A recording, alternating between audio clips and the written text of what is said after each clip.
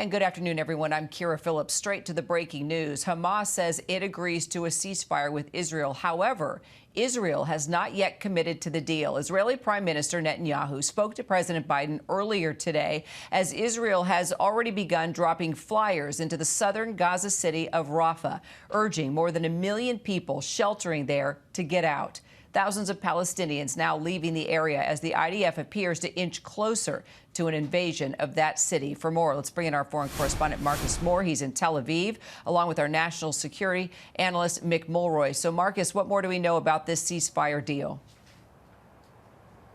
Well, Kira, we know that the Hamas has come out with this statement just a short time ago saying that they have accepted this agreement or this deal, but what we don't know at this point are the details, and specifically what part of the deal have they accepted. Because if you'll recall, the proposal that was on the table included a number of phases, and so at this point it's unclear specifically what they have agreed to. But Kira, this is potentially a very encouraging sign, considering that the day started out with the feeling or the thought that any of the negotiations that had been underway and that seemed promising at the end of last week, at the start of today, it seemed that they were back at square one in some sense, and that there was a long road ahead. And it is important to point out that, again, we are hearing from Hamas, a top official from Hamas, but we have not yet heard a reaction or any update from the Israelis or the Qataris, who have been playing a key role as mediators in this,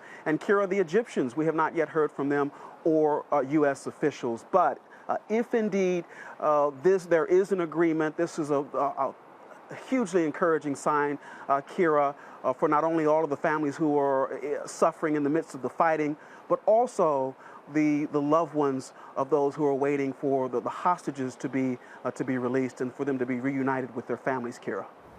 So far, Mick, White House is not making any comment. So while we wait on that, what is it going to take here for Israel to commit to this? And why do you think we haven't heard from Israel yet?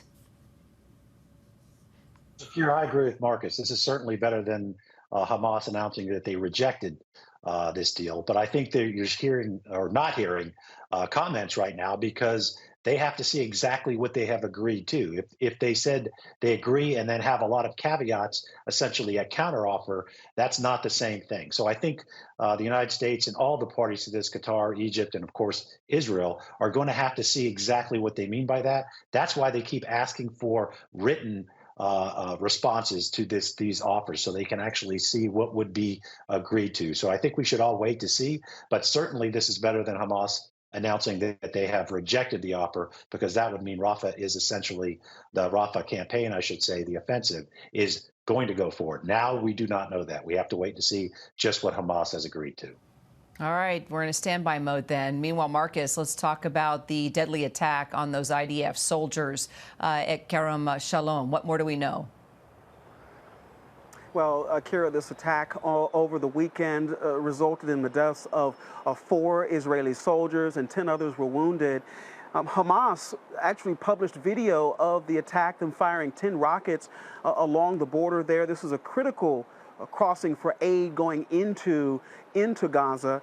And in response to that attack, Israel carried out its own strike on a location where they said that these rockets were launched from, and Israel claiming that the infrastructure for that launch was near a civilian shelter, seeming to hammer home the point that Hamas, once again, they say, uses civilians as a cover to carry out their attacks.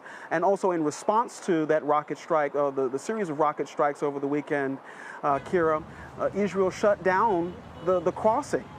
And this happening at a time when aid groups are warning and sounding the alarm about a famine that is unfolding in Gaza. And so we've learned since then that Israel has reportedly agreed to reopen that crossing, Kira, but the events that we saw there along the Kerem Shalom crossing gives you a sense of the volatile nature of what's been unfolding here, and really just how much is at stake, and why the breaking news that we've been following tonight is so significant, because it could potentially mark at least a pause into this violent fighting that we've seen. All right, we'll keep tracking it. Marcus Moore, Mick Mulroy, thank you both so much.